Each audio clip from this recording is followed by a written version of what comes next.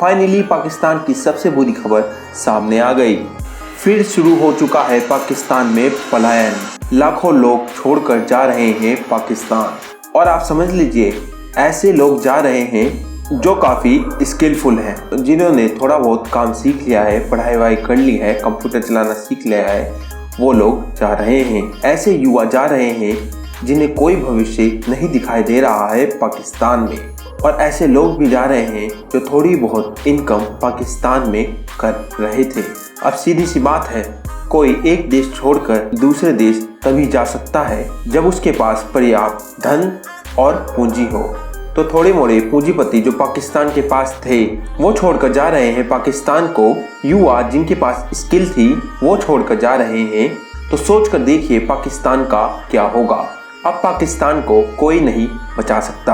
आज हम आपको बताते हैं पाकिस्तान के इस ग्रेट प्लान को। ग्रेट प्लान की वो खबर जिसे अभी तक किसी ने कवर नहीं किया है। तो बने रहिए इस वीडियो के अंत तक। दोस्तों, इस समय पाकिस्तान लगभग बर्बाद होने की कगार पर पहुंच गया है। यहाँ पर महंगाई अपने चरम पर है और पेट्रोल 250 रुपए पर लीटर है और आटा 150 रुपए पर लीटर बिक रहा है। महंगी LPG गैस की वजह से लोग पॉलिथीन में गैस लेने के लिए मजबूर हैं। जो गैस सिलेंडर में ली जाती है वो पॉलिथीन में ये भरवा रहे हैं और उससे आग जला रहे हैं घर के चूल्हे में। बिजली की कमी की वजह से पाकिस्तान अंधेरे में डूबा रहता है। इस समय पाकिस्तान में महंगाई 24% से भी ज़्यादा ऊपर चली गई है और देश की सरकार अपने आप से विवादों में ही उलझी हुई है। इमरान खान और शहबाज शरीफ एक दूसरे पर आरोप प्रत्यारोप लगाने पर लगे हुए हैं। ऐसे में पाकिस्तानी युवाओं को देश छोड़ने के अलावा कोई भी ऑप्शन नजर नहीं आ रहा है। देश में उनके लिए ना कोई नौकरी है, ना ही कोई शिक्षा की व्यवस्था।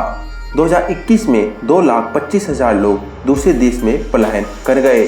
वहीं 2020 में 2,28,000 लोग देश छोड़कर चले गए और पिछले साल 2022 में इसने सारे रिकॉर्ड तोड़ दिए। खासकर 2022 में जो अभी चल रहा है उसमें 7,65,000 लोगों ने देश छोड़ दिया है। जितनी भी क्रीम है वो पाकिस्तान को छोड़कर जाना चाहती है एक अच्छे भविष्य की तलाश में। एक मीडिया रिपोर्ट के अनुसार इस साल 92,000 हाईली क्वालिफाइड पाकिस्तानी भी शामिल है, जैसे डॉक्टर, इंजीनियर, IT स्पेशलिस्ट और CAs ने पाकिस्तान की सरजमीन को छोड़ दिया है। वहीं जो लोग देश छोड़कर भागे हैं उनके लिए दुबई सबसे पसंदीदा जगह है।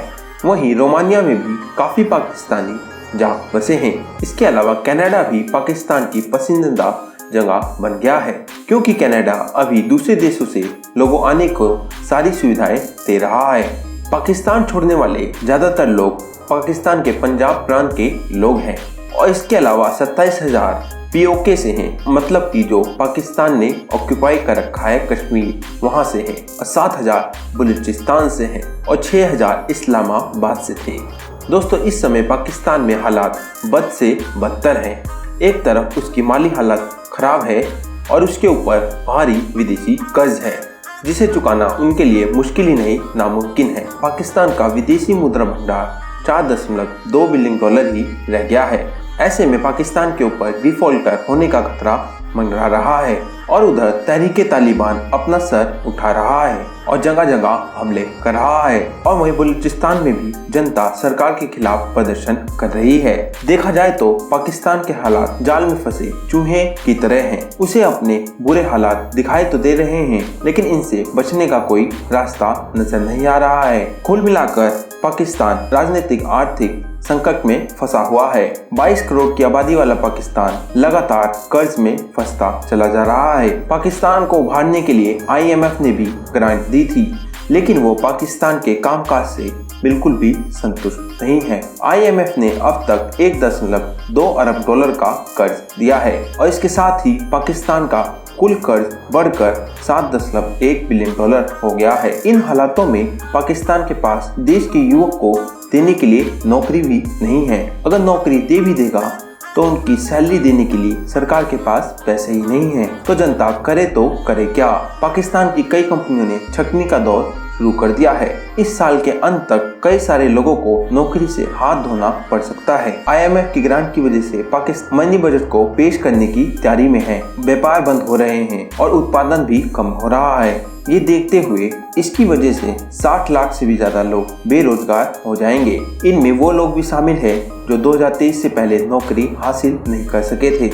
एक रिपोर्ट के अनुसार पाकिस्तान की 60% आबादी 30 साल से कम उम्र की है, बल्कि मौजूदा बेरोजगारी दर 7% है। पाकिस्तान में बेरोजगारी का आलम यह है, एक पद के लिए लगभग 20 दावेदार हैं। हजारों पद खाली होने के बाद भी उन पर भर्ती नहीं हो पा रही है, क्योंकि सरकार के पास पैसा है ही नहीं। ऐसे में जब भी कोई सरकारी भर्ती होती है, हजारों की तादाद में युवा भर्ती होने के लिए निकल पड़ते हैं।